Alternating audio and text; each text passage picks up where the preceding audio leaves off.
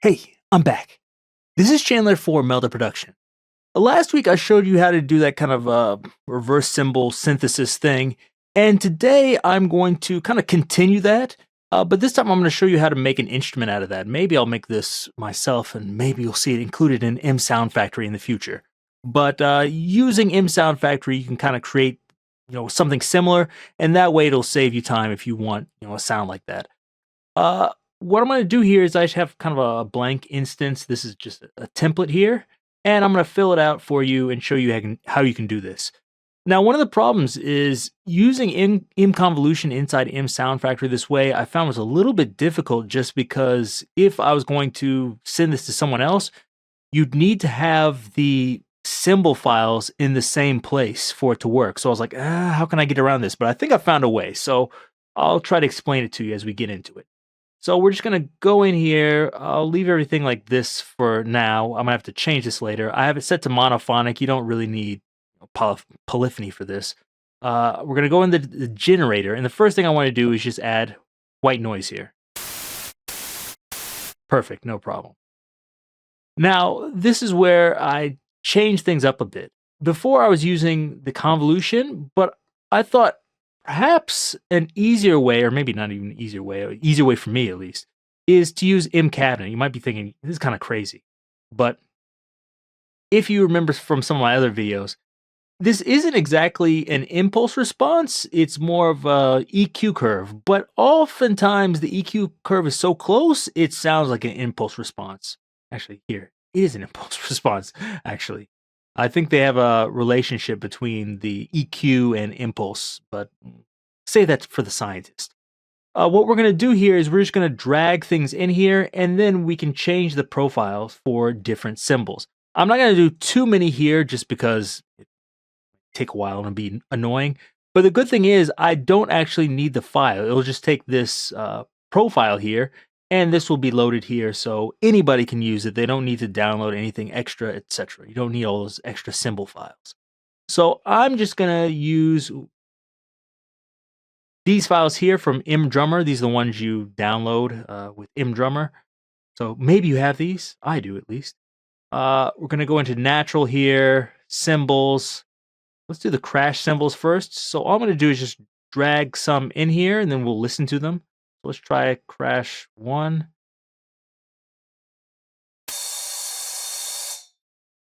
Okay.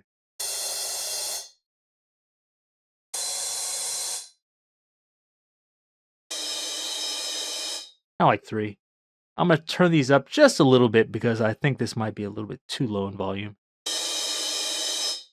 Okay.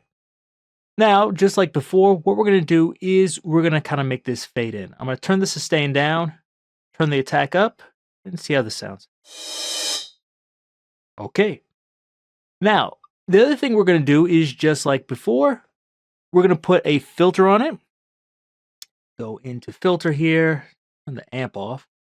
You can use 12 or 24. I'm going to use 12. I like to bring this resonance down. I'll move down here so you can see to about like 25 or so. And we'll set this to constant. And we just want this to move up. I'll just bring it down. Anywhere is okay for the frequency. We'll adjust that later. And then go in here. We want to modulate it. And we want to use the global envelope.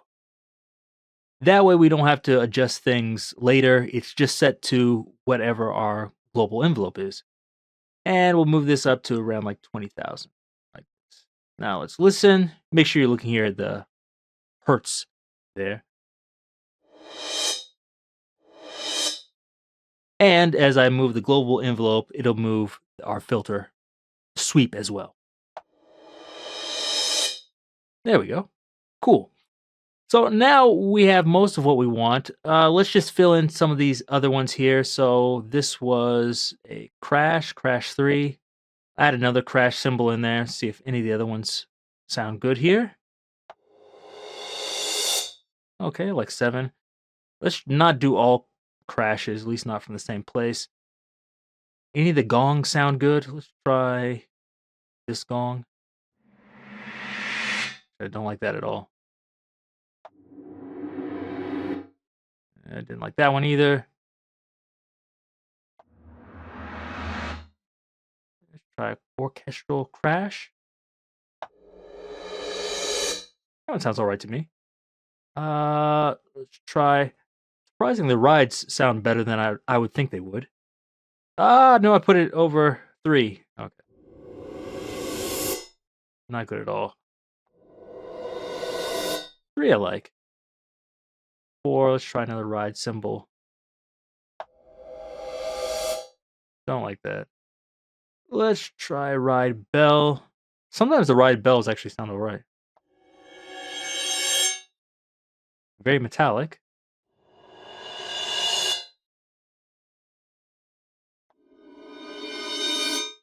Too metallic. I'll take that. And let's just do one more here. Of course, you can use whatever samples you want. I'm using these because these are included.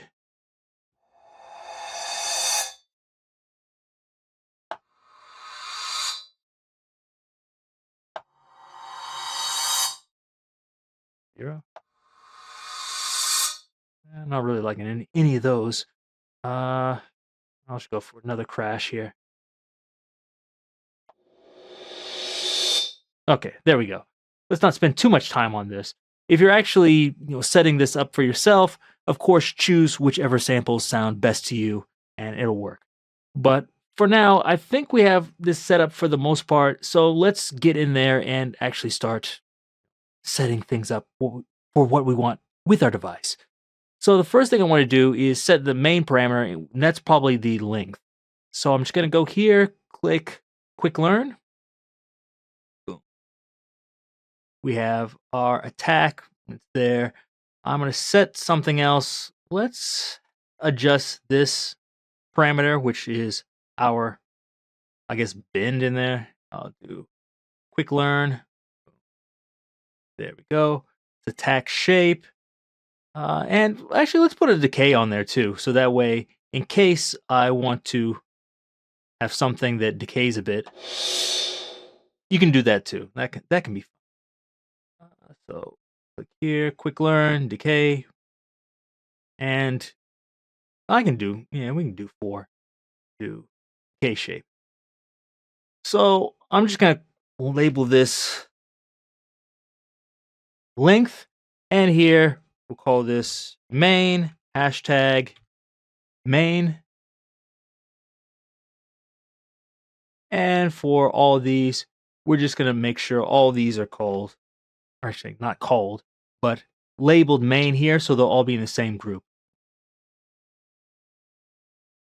Paste main, same row, and we should have just 4 knobs in our GUI across the top that we can adjust here. Boom. Now, you might want to go in here and edit some of these things, like instead of starting at 0.80, we're going to start there at 0, as it should be. Origin at 0 as well. Decay, I think, seems okay. The length, I kind of wanted to start on a round number or something. Let's start it at 0. I think the decay gets weird if it starts at 0, so let's have it 1 is the minimum value. Let's do maybe... Actually, I don't want it that long. Let's default it at like 10 or so. That. And let's not have a crazy decay shape. Let's start it at 0. Go. And 0. So if we look at it here, this is just the default sound. Here we can adjust the length. I'm not going to have it synced because I think you don't need it. You can just double click this and then choose whatever value you want here, depending on your song. So if you wanted a quarter note, just click here, quarter note, and then there you go. Got it. Now, the next thing, probably the most important thing, is we want to be able to switch these different profiles for different sounds. So we're going to go in here. I'm going to click Quick Learn, 2, 3, 4, 5. If you've never done this before, this can seem tricky at first, so just go to Banks. And then under the name, we're going to label what they are. I think this was like Crash 1. You can come up with more creative names if you want. Label this Crash 1. Let me see if I remember what they are. This is Crash 1. This is Crash 2. I think I had 5 of them, so make sure I have 5 banks. This was maybe Ride 1, maybe. These names aren't really that important, but it might be helpful. Ride 2. And then the last one, what was it? Splash Cymbal? I don't know. I forgot what it was. Let's say it was a splash. And then make sure it's on the correct profile. So this is 2, or say that's 1, this is 2, this is 3, this is 4, and this is 5. And to make it say these, like Crash 1, Crash 2, we're going to use bank name. We'll default Crash 1 there. Make sure this is main here, like this. And when we look at it, it's going to look weird. Like, okay, like I don't really want this type of knob here. So we can change this. And also, if you're on this page and you want to go in here and edit one of these without going into the edit screen, just click Control, Alt, and Shift and click on the one you want, and it pops up here. And so here, we're going to switch this to let's try switcher. There we go. So from here, you can see, you can just choose whichever one you want. So Crash 1.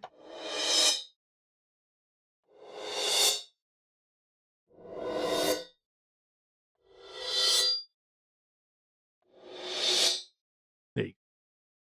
So now we have those. For the most part, you could leave it like this, but let's try to do just a little bit more. Some other things you might or might not want to do. Let's add in here widening like this. So make it really wide like this, or mono. I think that's cool. Another one I might want to do is the pitch.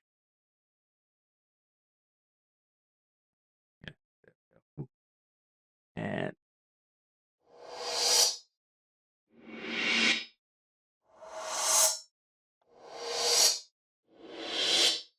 I think that is actually pretty useful, to be honest. And you could use the smoothing if you want to. The tilt is kind of useful, but I don't know if I do it. The smoothing, I'll let you hear what happens with the smoothing there if you want. This one, if I turn it all the way up, it's going to sound more like white noise like this. Turn it down. So for this, I actually don't want it to go all the way up. Let's try it at maybe maximum, like by 40. 40 might already be white noise.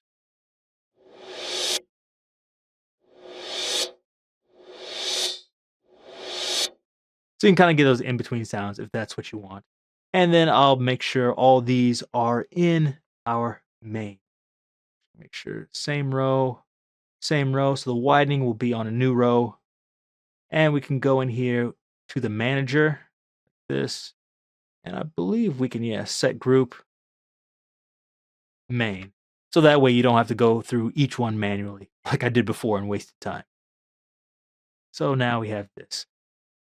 Just for me, I probably want another knob here to make everything kind of symmetrical, but hopefully you get the idea of what you can do with this. So we have this MCabinet. I just did 5 different profiles here, but of course you could do more if you wanted. So instead of 5, I can do all 16. You could also do something like this. So I don't think that sounds great if you start mixing them like that. Sometimes you come up with something interesting, but for me personally, I was like, it's just easier just to use the sounds. But of course, that's up to you. And you could actually even use 2 different cabinets here. So if I copy this, say cabinet here, paste cabinet, 1, try mixing these together in a weird way. Where's my mixer? This. 1, 2.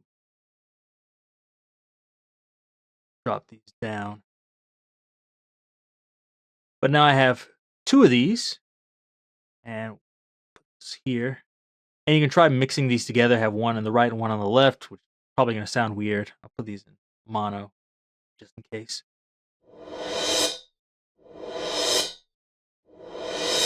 Actually, I don't like that at all. I thought it was going to sound a bit better doing that, but I can do without that. So you can do things like that and have multiple cymbals there doing different things.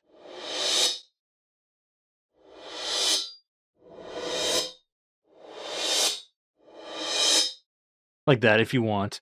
And you could probably try delaying them or doing other things, but you don't need to. But I think this gives you the basic idea of how to create a device like this. If you're interested in this, maybe I'll make an actual one. This is more of kind of like a test run to show you how you can do it. But if you're interested, let me know and I'll try to make an actual device like this where you can get that kind of reverse cymbal sound. I think the great thing about this is you can adjust the length fairly easily, and I already have the effects and things in here. So if I wanted, like a hall reverb, cathedral reverb, like that, it's already in there, or delay. I think it's even kind of cool with the decay on there, like that. So it's kind of like a noise sweep. So it can do that kind of thing too. So if you're interested in that, let me know. But also, make sure you give me a thumbs up and subscribe if you haven't done that. And most importantly, check out all the other plugins at meldaproduction.com. But until next time, see you.